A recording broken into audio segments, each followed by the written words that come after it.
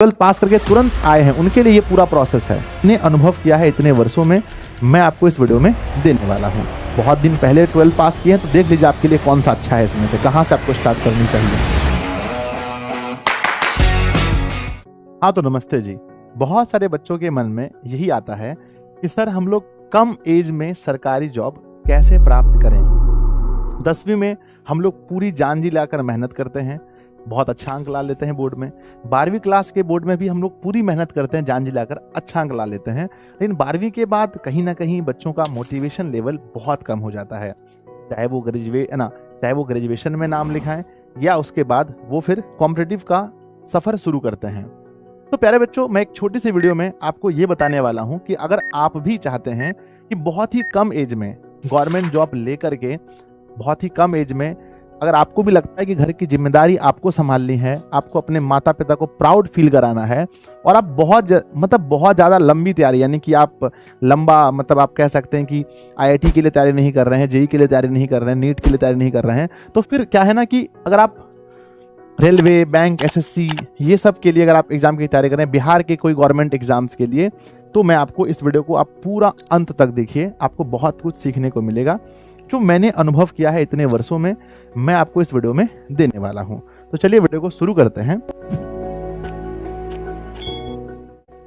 जैसा कि आपने देखा थंबनेल में ही हमने लिखा है कि कम एज में सरकारी नौकरी कैसे पाएं। तो इसके लिए मैंने कुछ टॉपिक्स बनाए हैं, उन टॉपिक को आप ध्यान से देखेंगे। अगर आप ऐसा चाहते हैं तो सबसे फर्स्ट है, पहला पॉइंट है इसका कि डोंट वेस्ट टाइम। पहली बात है कि आप जैसे ही 12th पास कर गए उसके बाद बहुत ज़्यादा रेस्ट मत कीजिए।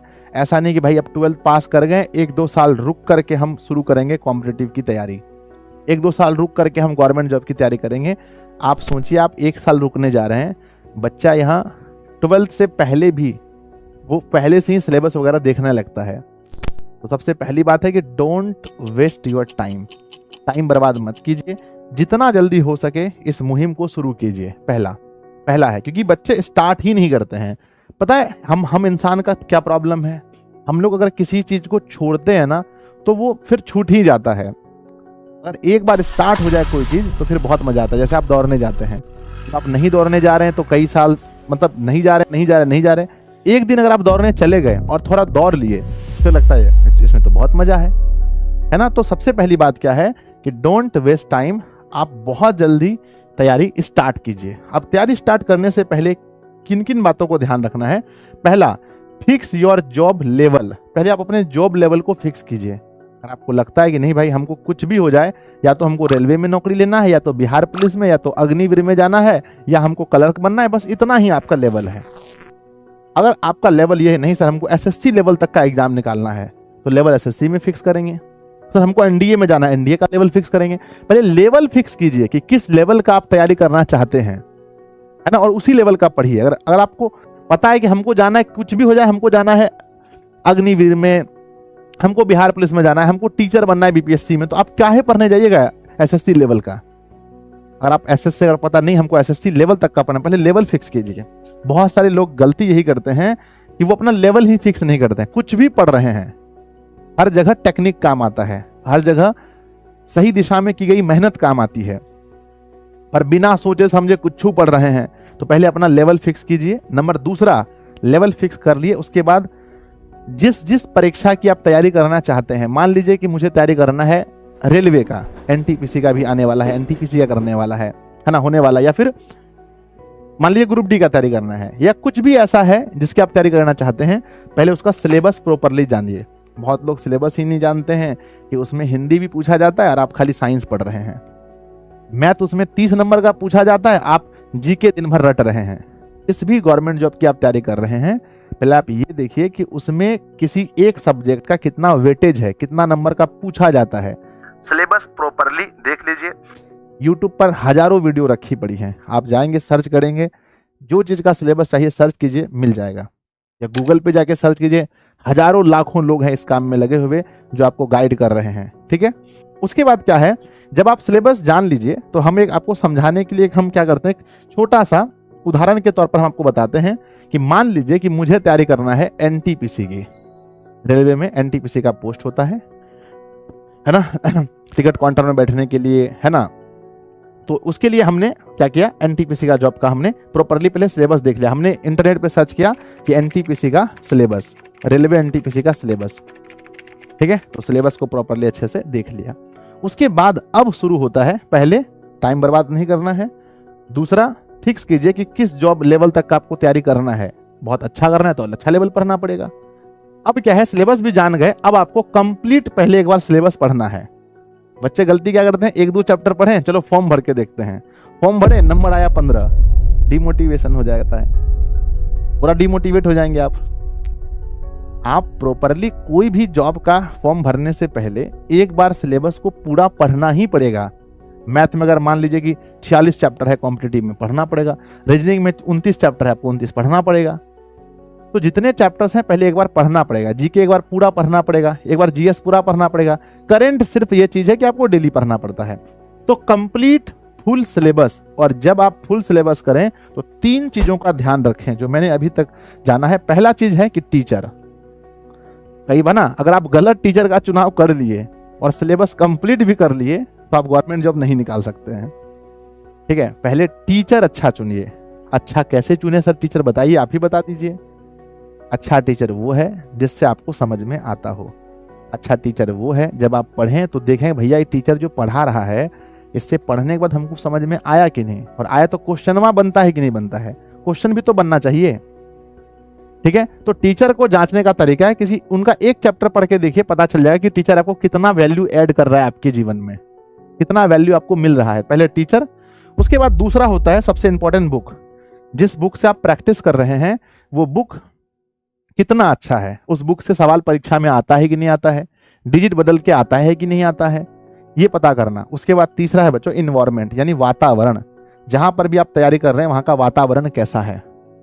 अगर सब लोग फ्रेशर हैं, मजा नहीं आ रहा है, मजा नहीं आएगा। आप कहीं ग्रुप स्टडी कर रहे हैं तो 1-2 लोग अनुभवी होना बहुत जरूरी है, जो इस क्षेत्र के महारथी हैं, जो बहुत दिनों से पढ़ रहे हैं। या नहीं तो फिर नए लोगों के साथ बैठ के पढ़ने से अच्छा है आराम से घर पे बैठ के पढ़िए। आजकल इंटरनेट की दुनिया है, क्या नहीं है, हर चीज पॉसिबल है। क्या चीज का डाउट रह गया, कुछ भी पूछिए गूगल बता रहा है, कुछ भी पूछिए चैट जीपीटी बता रहा है, कुछ भी पूछिए जेमिनी बता रहा है। तो हर चीज तो बता रहा है, आपको किससे पूछना है। किसी इंसान से पूछेंगे तो वो आपको एक जवाब देगा, एक बार पूछ के देख लीजिए चैट जीपीटी से या गूगल से, बहुत जवाब देता है। तो आप अच्छे टीचर देखिए, ये सब करने में चाहे आपको 10 दिन क्यों ना लग जाए, अच्छे टीचर को ढूंढने में 10 दिन क्यों ना लग जाए, अच्छे बुक के बारे में पता करने में 10 दिन लगा दीजिए, इन्वायरमेंट के बारे में ये तो खैर अपने आप क्रिएट होता है, जितना टाइम लगाना है इसमें लगा दीजिए, अच्छे ढूंढ लीजिए। उसके बाद कंप्लीट कर लीजिए अपना सिलेबस। अब आपका सिलेबस कंप्लीट है, अब आपको थोड़ा थोड़ा आ रहा है अंदर से कि हाँ अब हमें लग रहा है कि हम कोई भी परीक्षा में बैठेंगे तो खाली हाथ नहीं आएंगे, कुछ कुछ सवाल को तो लगा के ही आएंगे। अब आपको भरना है फॉर्म। जब आप तैयार हो चुके हैं, लेकिन मैं ये उनके लिए बता रहा हूं जो अभी 12th पास किए हैं, जो 12th पास करके तुरंत आए हैं, उनके लिए ये पूरा प्रोसेस है। अगर आप बहुत दिन पहले 12th पास किए हैं तो देख लीजिए आपके लिए कौन सा अच्छा है, इसमें से कहां से आपको स्टार्ट करनी चाहिए। अब आपको भरना है फॉर्म। तो फॉर्म भरते समय फिल फॉर्म, है ना, फॉर्म ऑफ रिलेटेड जॉब। आप रिलेटेड जॉब का भी फॉर्म जरूर भरें। जैसे मान लीजिए कि आपको एनटीपीसी में जाना है तो आप ग्रुप डी का भी फॉर्म भरिए, आप बिहार पुलिस का भी फॉर्म भरिए, आप दरोगा के लिए जब एलिजिबल हो जाएंगे, आपका ग्रेजुएशन, है ना, आपका जब ग्रेजुएशन हो जाएगा तो दरोगा के लिए भी फॉर्म भरिए। तो जब आप रिलेटेड फॉर्म भरते हैं तो इससे आपको ये पता चलता है, एसएससी में आता है, एसएससी एमटीएस आता है, एसएससी सीजीएल आता है ना, तो फॉर्म भरिए। जीडी का भी आता है। तो जब आप फॉर्म भरेंगे तो आपको पता चलेगा कि भैया हम कितना प्रिपेयर्ड हैं। और उसके बाद ये सब करने के बाद एक चीज है जो आपको नहीं छोड़नी है, वो क्या है, वो है आपको प्रैक्टिस। वो है आपको प्रैक्टिस, प्रॉपर प्रैक्टिस करते रहना पड़ेगा। बहुत भीड़ है बच्चों, बहुत ज्यादा भीड़ है, बहुत सारे लोग इस काम में लगे हुए हैं, सरकारी जॉब की तैयारी में बहुत सारे लोग लगे हैं। ये मैट्रिक इंटर नहीं है, ये ऐसी भट्टी है जहां आपको तपना पड़ेगा। यहाँ तप करके एकदम जैसे ना सोना बनना पड़ेगा बच्चों, सोना बनना पड़ेगा, तभी आपका गवर्नमेंट जॉब निकल सकता है। तो ये मैंने अपने ज़िंदगी का सार आपको बताया, ये मैंने आपको बताया कि आप किस तरह से ऐसा कर सकते हैं। अब प्यारे बच्चों, हम लोग भी स्टार्ट कर रहे हैं, हमारी टीम आपको पूरी तरह से सहायता करेगी इन सभी चीज़ों में। इन सभी वीडियोस को लेकर मैं खुद आऊँगा बीच बीच में, मैं खुद आपको कुछ ना कुछ पढ़ाऊँगा। उसके बाद हमारी पूरी टीम जो है आपको पढ़ाने वाली है, कहाँ पर, तो दिशा कॉम्पिटिटिव क्लासेस पर। यूट्यूब चैनल का नाम क्या होगा, यूट्यूब का नाम होगा दिशा कॉम्पिटिटिव क्लासेस। यहाँ पर हम आपको ये पूरी सुविधा देने वाले हैं, तो आप सभी लोग यहाँ से अपनी तैयारी जरूर करें, ठीक है। बाकी आप तैयार हो जाएं, अपने दोस्तों को भी कह दें कि भाई अब दिशा वाले भी पीछे नहीं हटने वाले, हम लोग भी कॉम्पिटिटिव तैयारी करेंगे। और बहुत अच्छे गाइडेंस में, अच्छा गाइड करने वाले लोगों का होना, समय पर सिलेबस पूरा करने वाले का होना बहुत ज़रूरी है बच्चों हमारे एजुकेशन में, ठीक है। तो धन्यवाद। आप लोगों ने इस वीडियो से क्या सीखा कमेंट बॉक्स में जरूर लिखिएगा, अपने दोस्त में जरूर शेयर कीजिएगा, है ना। ये मेरी पहली वीडियो है इस टाइप की इस चैनल पर, तो मैं उम्मीद करता हूँ आप लोग बहुत प्यार देंगे। बाकी के लिए मिलते हैं अगली वीडियो में। कोई अगर मन में टॉपिक है तो कमेंट बॉक्स में जरूर लिखें, मैं समय निकाल कर वीडियो जरूर बनाऊंगा। धन्यवाद।